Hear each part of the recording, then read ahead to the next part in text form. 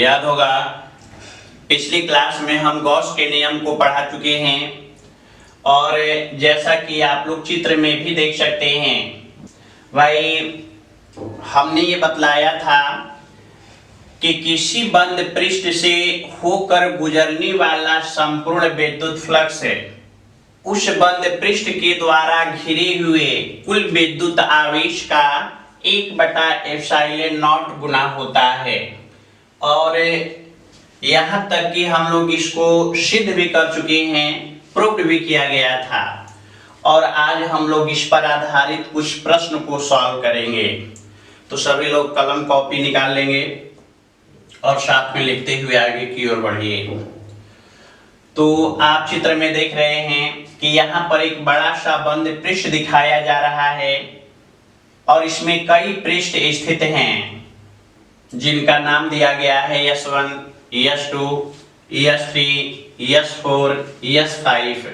तो भाई आपको प्रत्येक पृष्ठ से संबद्ध विद्युत फ्लक्स का मान बताना है। यानी क्वेश्चन लिखेंगे कि दिए गए चित्र में प्रत्येक बंद पृष्ठ से संबद्ध विद्युत फ्लक्स का मान बताएं। और इसमें नीचे पहला क्वेश्चन S1 पृष्ठ से, दूसरा S2 पृष्ठ से, तीसरा S3 पृष्ठ से, चौथा S4 पृष्ठ से और पांचवा S5 पृष्ठ से। तो भाई यहाँ पर S1 S2 से आपको नहीं घबराना है क्योंकि S का मतलब सरफेस है और चूंकि कई सरफेस हैं तो हम 1 2 3 कर दिए हैं, यानी S1, S2, S3, S4 और इसी प्रकार से S5। तो भाई ऐसे प्रश्न को यदि सॉल्व करना हो तो देखिए सबसे पहले हम आपको एक उदाहरण के द्वारा समझा रहे हैं। तो कहा जा सकता है कि भाई गॉस का नियम कहता है कि phi E = Q/ε0, लेकिन कौन सा Q? तो हम लोग उस आवेश की बात करेंगे जो उस बंद पृष्ठ के अंदर है। यदि यह आवेश इस बंद पृष्ठ से बाहर है तो उससे फ्लक्स का कोई लेना देना नहीं है। यानी आपको आवेश के उसी मान को रखना है जो आवेश बंद पृष्ठ के अंदर है। तो भाई ऐसे भी आप समझ सकते हैं कि मान लिया जाए आप शर्ट पैंट पहने हुए हैं, आपके पैंट में ऐसे भी आजकल आप लोग देख रहे हैं कि आप जो जींस का पैंट पहनते हैं उसमें बहुत से पॉकेट होते हैं। तो भाई और सारे पॉकेट में कुछ न कुछ पैसा है। जो शर्ट पहने हैं उस शर्ट के पॉकेट में भी पैसा है। तो जब आपको कोई सामान खरीदना हो तो भाई किसी भी पॉकेट से आप पैसा निकालेंगे तो उस पैसे पर आपका अधिकार है क्योंकि वो आपका है। आप किसी भी पॉकेट से पैसा निकाल करके किसी भी सामान को, किसी भी वस्तु को खरीद सकते हैं। तो आपका अधिकार केवल उसी पैसे पर है जो आपके पॉकेट के अंदर है। और ऐसा थोड़ी होता है कि आप बाजार गए, आपको सामान खरीदना है तो आप दूसरे के पॉकेट में हाथ डाले, पैसा निकाले और सामान खरीद लेंगे। ऐसा यदि करेंगे तो आप समझ रहे हैं कि वहां क्या होगा। तो कुल मिला जुला करके हम ये कह रहे हैं कि आपका अधिकार केवल उसी पॉकेट पर है जो आपका है। यदि पैसा किसी दूसरे व्यक्ति के शर्ट और पैंट के पॉकेट में है तो उस पैसे पर आपका कोई अधिकार नहीं है। तो भाई कुल मिला जुलाकर इस उदाहरण के माध्यम से हम ये समझाना चाहते हैं कि उसी पैसे पर आपका अधिकार है जो आपके पॉकेट के अंदर है। ठीक उसी प्रकार से जब किसी पृष्ठ के कारण फ्लक्स निकालना है तो उसी आवेश के मान को रखना है जो उस बंद पृष्ठ के अंदर है। यदि कोई आवेश उस बंद पृष्ठ से बाहर है तो उस आवेश से फ्लक्स का कोई लेना देना नहीं है। तो आप देख रहे हैं कि यहाँ पर एक बड़े पृष्ठ को दिखाया गया है जिसका नाम दिया गया है S5 है और इसमें आवेश कितना दिखाया जा रहा है, +5Q। ठीक उसी प्रकार से यहाँ पर एक पृष्ठ है जिसको S1 माना गया है और इसके अंदर कितना आवेश है, तो -2Q। और अब आप देख सकते हैं कि वहां पर भी एक दूसरा पृष्ठ है S2 और इस पृष्ठ के, इस बंद पृष्ठ के अंदर कितना आवेश है, तो +2Q। और इसी प्रकार एक तीसरे पृष्ठ को भी दिखाया गया है जिसको माना गया है S3, आयताकार है और S3 के अंदर कितना आवेश है, तो देख सकते हैं +3Q। और कहा जा सकता है कि इसी प्रकार एक और भी पृष्ठ को, बंद पृष्ठ को दिखाया गया है जिसको माना गया है S4 और इसके अंदर कितना आवेश है, +Q। तो भाई आप चित्र को देख चुके हैं और इस चित्र को भी आप अपने कॉपी पर, नोटबुक पर लिख लेंगे, क्योंकि प्रश्न है कि दिए गए चित्र से, तो ये चित्र आपके नोटबुक पर होना चाहिए। चलिए अब हम लोग फ्लक्स के मान को निकालते हैं। तो बस एक लाइन हम याद कराना चाहेंगे जो आपको समझाए हैं कि यदि किसी बंद पृष्ठ से फ्लक्स का मान निकालना है तो आपको केवल उसी आवेश पर ध्यान देना है जो उस बंद पृष्ठ के अंदर है।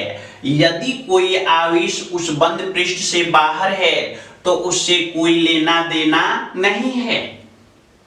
तो भाई आप कह सकते हैं कि S1 पृष्ठ से संबद्ध विद्युत फ्लक्स है। हम लोग पहले क्वेश्चन को सॉल्व कर रहे हैं। तो S1 पृष्ठ से संबद्ध विद्युत फ्लक्स है। फ्लक्स की बात की जाए तो आप जानते हैं फाई ई से दिखाते हैं।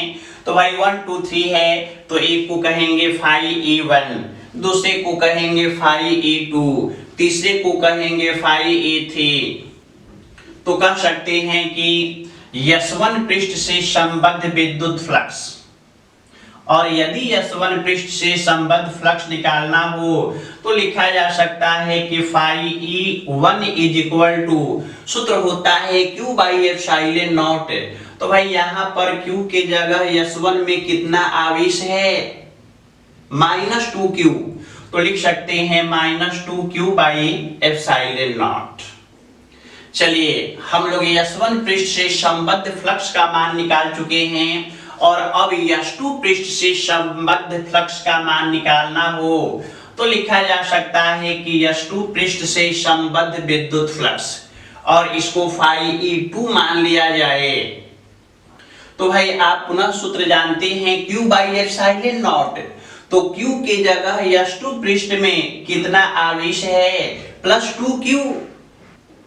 तो आप कह सकते हैं कि phi E2 is equal to, भाई Q के जगह +2Q और बाई एप्सिलॉन। और यदि S3 पृष्ठ से संबद्ध फ्लक्स निकालना हो तो कह सकते हैं कि चूंकि S3 पृष्ठ में +3Q आवेश है तो आप सूत्र जानते हैं Q बाई एप्सिलॉन नॉट, लेकिन यहाँ Q के जगह कितना आवेश है, +3Q। तो आप कह सकते हैं कि S3 पृष्ठ से संबद्ध विद्युत फ्लक्स है phi E3 is equal to +3Q by epsilon nought. और इसी प्रकार S4 के कारण फ्लक्स निकालना हो तो भाई आप देख सकते हैं S4 पृष्ठ को, और S4 में कितना आवेश है, +Q। तो यहाँ पर सीधा सीधा लिख देंगे कि phi E4 is equal to Q by epsilon nought. लेकिन ध्यान कहाँ देना है, S5 वाले में। सरफेस 5 को देखा जाए जो बड़ा वाला सरफेस है, तो याद है हम आपको समझाए थे कि यदि आपके शर्ट में, यदि आपके पैंट में बहुत से पॉकेट हैं तो सारे पॉकेट पर आपका अधिकार है। आप किसी भी पॉकेट से पैसा निकाल करके कोई सामान को खरीद सकते हैं। तो यहाँ यदि ध्यान दिया जाए तो भाई S5 वाले में तो सारे सरफेस हैं, S1 भी S5 के अंदर, S2 भी S5 के अंदर, S3 भी S5 के अंदर, S4 भी S5 के अंदर। तो यहाँ पर आपको निकालना होगा S5 के अंदर स्थित कुल परिणामी विद्युत आवेश। तो भाई यदि सारे आवेश को जोड़ा जाए। आप देख रहे हैं कि S1 में आवेश है -2q, S2 पृष्ठ में आवेश है +2q, S3 पृष्ठ में आवेश है +3q, S4 में आवेश है +q और S5 में अलग से भी आवेश दिखाया गया है +5q। तो सारे आवेश को जोड़ा जाए तो आप कहेंगे -2q +2q +3q +q +5q और सारे आवेश को जोड़ा जाए तो +9q, क्योंकि +2q और -2q ये तो कैंसिल हो जाएंगे। हाँ, नीचे S3 में बच गया +3q, S4 में बच गया +q, यानी 3 और +1q जोड़ा जाए तो 4q और S5 में जो 5q है तो 4q + 5q = 9q। यानी हम लोग लिख सकते हैं कि S5 से संबद्ध कुल विद्युत फ्लक्स है Φe5 = 9q/ε0। तो ये था इस बंद पृष्ठ से गुजरने वाला विद्युत फ्लक्स, यानी गॉस के नियम पर आधारित प्रश्न। चलिए एक और इंपॉर्टेंट क्वेश्चन को हम लोग देखते हैं जो आपके कंपटीशन में पूछा जा चुका है। तो लिखेंगे कि एक विद्युत द्विध्रुव एक बंद पृष्ठ के अंदर स्थित है, तो इस बंद पृष्ठ से गुजरने वाले विद्युत फ्लक्स का मान क्या होगा। तो भाई यहाँ पर हम लोग 4 ऑप्शन भी बना सकते हैं और ये चारों ही ऑप्शन आप लोग देख रहे हैं, जिनमें से पहला है 0, दूसरा है q/ε0, तीसरा है -q/ε0 और चौथा है +2q/ε0। तो आखिर इनमें से कौन सा आंसर सही होगा। तो आप जरा इस चित्र पर ध्यान से देखिए कि यहाँ पर एक बंद पृष्ठ को दिखाया गया है और इस बंद पृष्ठ में एक विद्युत द्विध्रुव है। तो आपको निकालना है कि बंद पृष्ठ से संबद्ध विद्युत फ्लक्स का मान क्या होगा। तो यदि आप विचार करें तो भाई सूत्र तो सबको पता है। आप कह सकते हैं कि हम जानते हैं कि बंद पृष्ठ से संबद्ध विद्युत फ्लक्स है Φe = q/ε0। लेकिन यहाँ q का मान क्या होगा। तो याद है अभी अभी हम समझाए थे कि बंद पृष्ठ में स्थित कुल विद्युत आवेश। तो भाई आप जानते हैं कि जब विद्युत द्विध्रुव है तो भाई विद्युत द्विध्रुव की परिभाषा को याद कीजिए कि जब समान परिमाण किंतु विपरीत प्रकृति के दो बिंदु आवेश एक दूसरे से कुछ दूरी पर स्थित होते हैं तो इसी को नाम दिया जाता है विद्युत द्विध्रुव। तो हम लोग कह सकते हैं कि भाई एक जगह -q दूसरी जगह +q, और यदि परिणामी विद्युत आवेश के मान को निकाला जाए तो भाई आप देख सकते हैं कि जब -q और +q को जोड़ा जाए तो रिजल्ट क्या आएगा 0। यानी कहा जा सकता है कि परिणामी विद्युत आवेश q = 0 और यदि सूत्र में q के जगह 0 लिख दिया जाए तो नीचे लिखा जा सकता है कि Φe = 0/ε0। और इतना तो आप समझ रहे हैं कि यदि यहाँ डिवाइड किया जाए तो भाई रिजल्ट क्या आएगा 0। यानी हम लोगों ने देखा कि जब भी किसी विद्युत द्विध्रुव को बंद पृष्ठ के अंदर रखा जाता है तो उस बंद पृष्ठ से संबद्ध विद्युत फ्लक्स Φe = 0। तो भाई यहाँ से क्लियर हो चुका है कि when electric dipole is placed in closed surface then the electric flux associated with that closed surface will be always equal to 0। यानी यदि कोई विद्युत द्विध्रुव किसी बंद पृष्ठ के अंदर स्थित है तो उस बंद पृष्ठ से गुजरने वाला संपूर्ण विद्युत फ्लक्स Φe = 0। तो ये था गॉस के नियम पर आधारित कुछ महत्वपूर्ण प्रश्न। और इसके बाद देखिए गॉस के नियम का अनुप्रयोग आता है जिसमें बहुत इंटरेस्टिंग चीज आपको पढ़ना है। तो भाई आखिर वो इंटरेस्टिंग चीज क्या है ये हम लोग देखेंगे अगले भाग में। तो तब तक के लिए इतना हम जरूर कहेंगे कि जितना हो सके प्रयास कीजिए पढ़ने का। नोटबुक पर सारे नोट्स आप लोग यहाँ से लिख ही सकते हैं। सारी बातों को समझाई जा रही है तो लिखते रहिए, याद करते हुए आगे बढ़िए, और साथ में जितना भी न्यूमेरिकल, जितना भी ऑब्जेक्टिव क्वेश्चन हो रहा है उसको सॉल्व कीजिए।